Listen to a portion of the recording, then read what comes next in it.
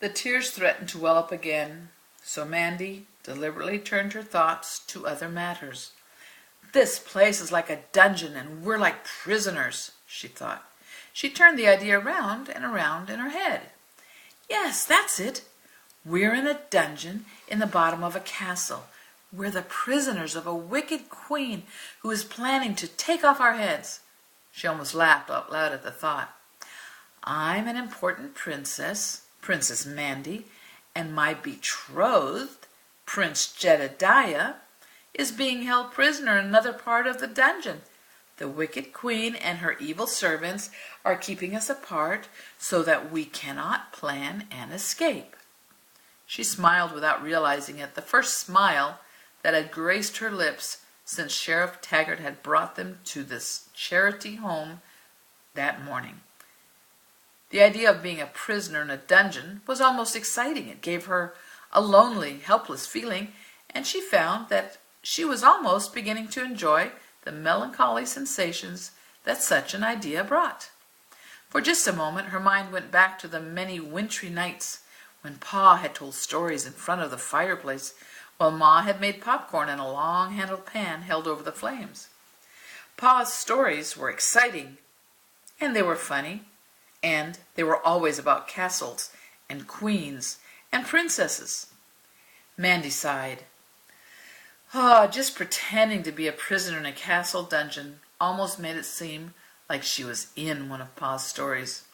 She looked across her cell at the other prisoners, and she could almost imagine them in leg irons, Cecilia and Belinda, the two prisoners languishing on the floor. They were in exile for insulting the queen. Rumor had it that if they were both to be beheaded, and within the week.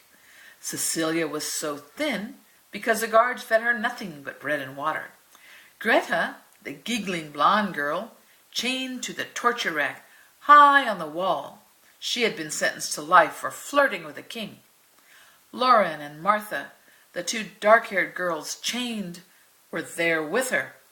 They were in prison for stealing a horse. Mandy smiled again. The whole idea was silly, but it made her feel better. "I won't tell anybody about it," she decided, "but whenever I get really lonely or unhappy, I'll just start pretending that I'm a prisoner in Charity Prison. I won't even tell Jed." She paused. "I'm not even allowed to talk to Jed. How could I tell him?" The vivid memory of Miss Madeline striking her brother on the side of his head brought a surge of anger to her little heart. She clenched her fists in fury. Why should she hit him just because he was trying to cheer me up? I'd like to clout her a good one. The frustrations of the day were threatening to overwhelm her, and she decided that her prisoner daydreams would help her deal with them. Ooh, the wicked queen struck the noble prince because she couldn't think of a suitable reason for a queen to strike a prince. She thought of the music box again, and immediately her vivid imagination was off and running again. The crown jewels! They took the crown jewels from me because they planned to hold them for ransom. Prince Jedediah and I have to dig tunnels to each other's cells, steal the crown jewels back, and make our escape. If not, the kingdom is doomed. Moments later, Mandy drifted off to sleep.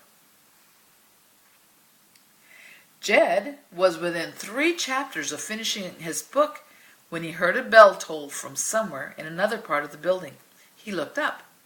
2 students occupied 2 of the other desks, but he had been so preoccupied with his book that he hadn't even heard them come in. At the sound of the bell, both of them stood to their feet and began to gather their things. "Better go to your room," one of them whispered, leaning towards him. "Lights out is in half an hour." "Thanks," he whispered. He hurriedly finished the page he was on, found a scrap of paper to mark his place, and returned the book to its place on the shelf. The door opened, and Miss Agatha entered the library. "Head for your room, Mr. Barrett." She bent over one of the lamps and blew it out. "Yes, ma'am." Jed hurried off from the room.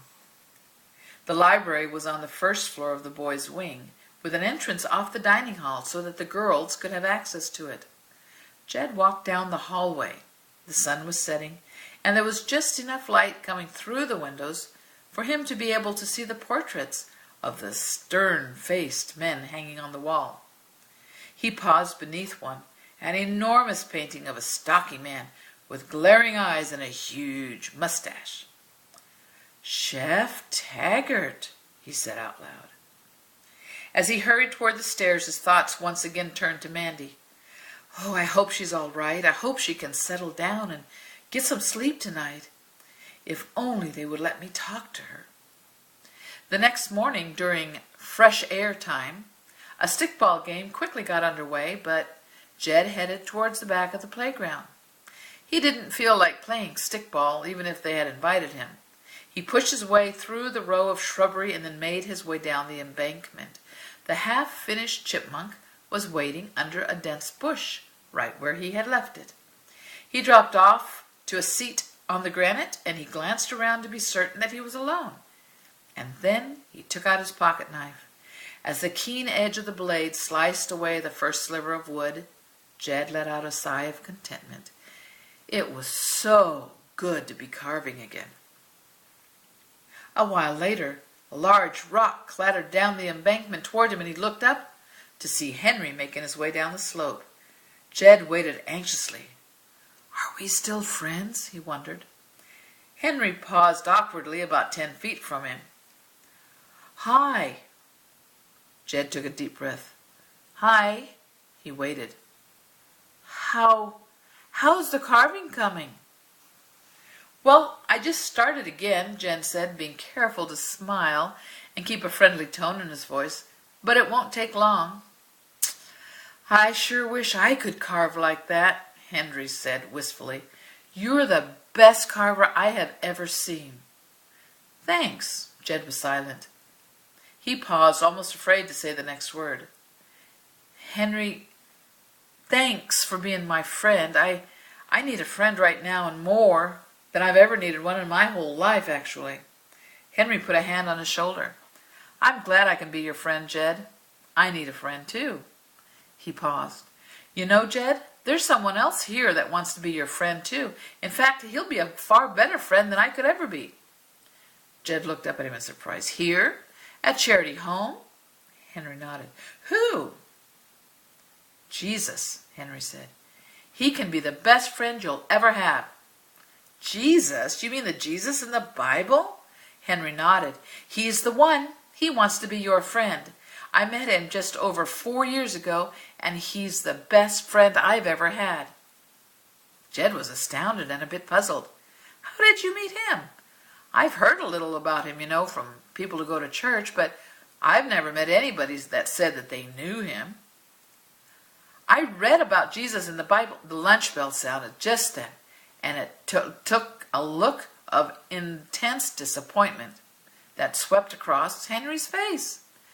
We'll have to hurry. I'll tell you more about it later." Jed pocketed his knife and hid the little chipmunk again beneath the bush. His mind was whirling as he ran to catch up with his friend.